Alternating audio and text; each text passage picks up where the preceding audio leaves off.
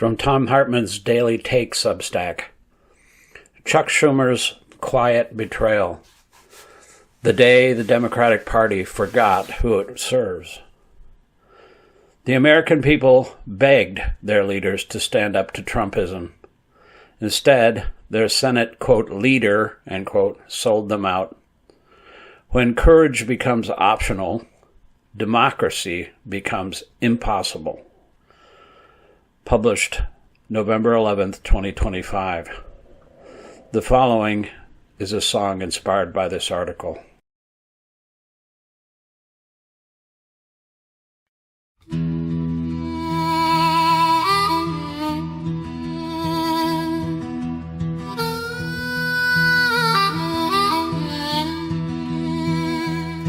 Under marble lights in D.C. town, 8 blue votes sold the people down. They called it peace, they called it fair, but working folks got left nowhere. Chuck stood tall with a practiced grin, voted no when the deal was in, played the game, hid the hand while the pain spread across the land. It's a sellout, plain and cruel. The rich men laugh, they make the rules. Healthcare burns while donors cheer, and truth gets drowned in a sea of fear. We needed courage, gotta show. Another backroom shadow plays glow. The people cry, the lobby wins. That's how the downfall begins. Jackie took her $1 million clean, Tim took 700 green. They call it fun and I call it sin, when greed decides who gets to live. Bernie shouted through the storm, stand for people, break the norm. But the bosses hushed and turned their heads, while hope fell cold and democracy bled. Down in Florida, Trump raised a glass, said, "In the filibuster, make it last. No Democrat will rise again." He smirked and toasted all his men, but power built on lies will fall. The truth still echoes through it all. And somewhere deep in working land, a mother clenched her weary hand. It's a sellout, plain and cruel. The rich men laugh, they make the rules, but we're still here, we're not done. This fight's for everyone. From coal towns to city lights, we'll rise again and make it right. No more deals behind closed doors. We'll take back what's ours once more. So sing it loud, my friend, my kin. This battle's ours to finally win. The people's song won't fade away. We'll make it right someday.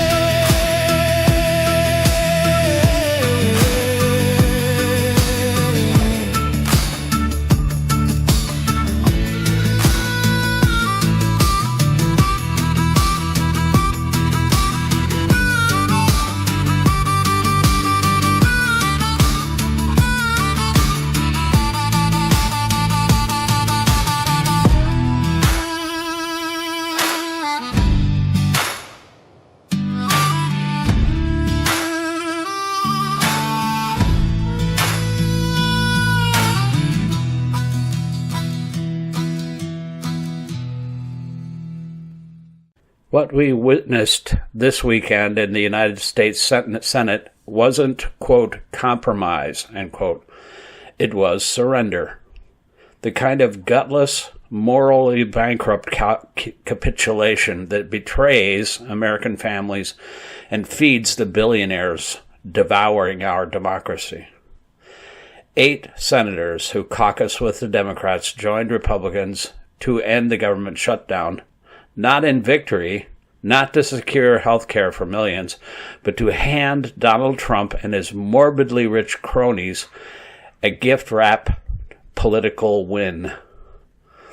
And standing at the center of this disgrace is Chuck Schumer, the so-called, quote, leader, end quote, of the Senate Democrats who orchestrated, or at least approved or failed to stop, the entire debacle from behind the curtain.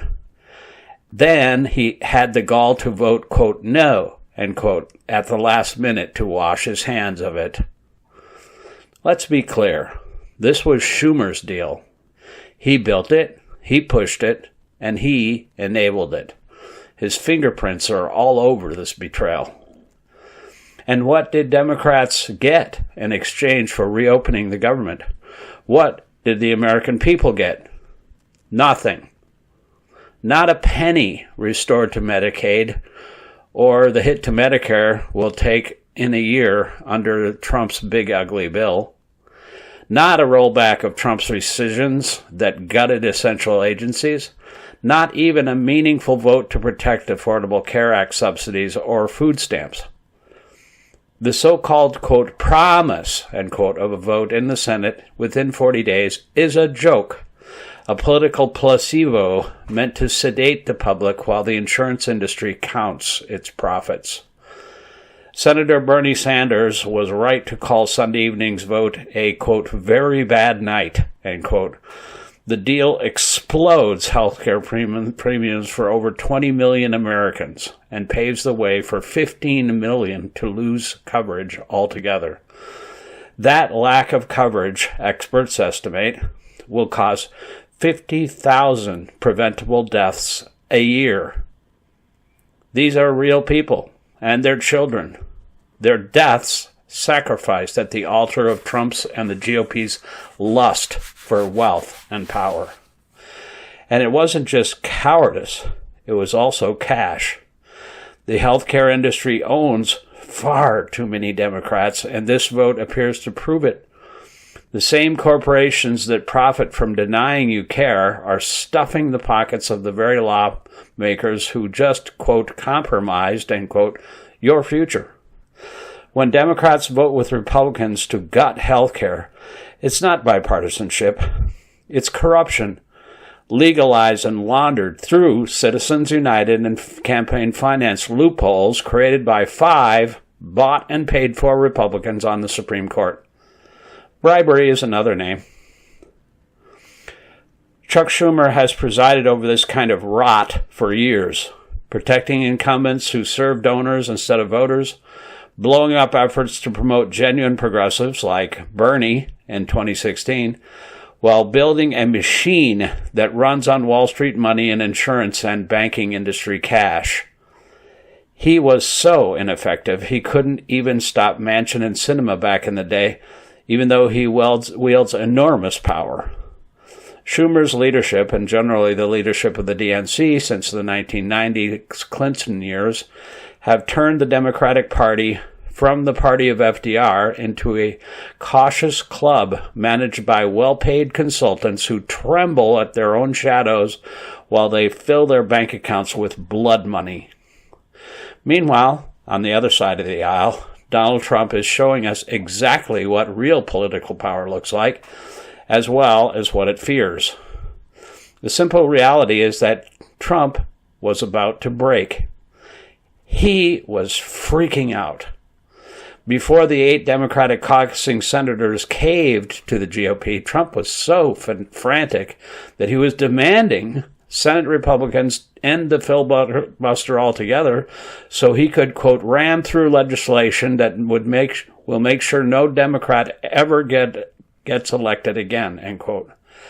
GOP leaders, including and especially Senate Majority Leader John Thune, are terrified at the possibility of ending the filibuster, not out of principle, but out of self-preservation.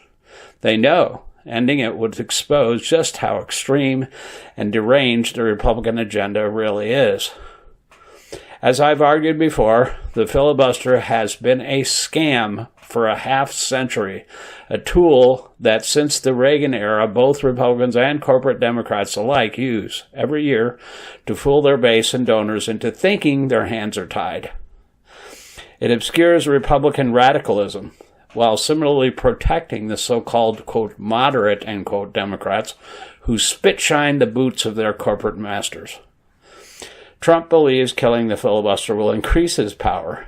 In reality, it would tear his party apart and lay bare its madness for the world to see, because Republicans could no longer say, quote, we couldn't pass this bill to, quote, fill in the blank, because those damn Democrats filibustered it, end quote. But the filibuster should be ended, and if these 8 Democrats hadn't surrendered, Trump might have forced it. That would have been the best thing for America. And make no mistake, Trump's terrified, or he wouldn't even have considered killing the filibuster. As Stephen Bannon bluntly said, quote, if Democrats ever regain full control, quote, a lot of Republicans are going to prison, end quote, presumably including Trump himself. Compounding Trump's freakout, the alleged horrors are leaking out about how Trump appeared in the Epstein files. Reporter David Schuster noted, quote, a few House GOP members say they've heard from FBI DOJ contacts that the Epstein files, with copies in different agencies, are worse than Michael Wolff's description of Epstein photos showing Trump with half-naked teenage girls, end quote. Trump knows what's in those files.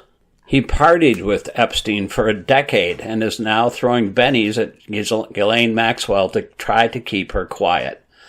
That's why he's trying to distract his supporters by hosting his Great Gatsby parties at Mar-a-Lago, making incoherent threats about cash check, quote, rebates, end quote, to Americans and a war in Venezuela, and hustling billions from foreign dictators to insulate himself and his boys before the walls close in.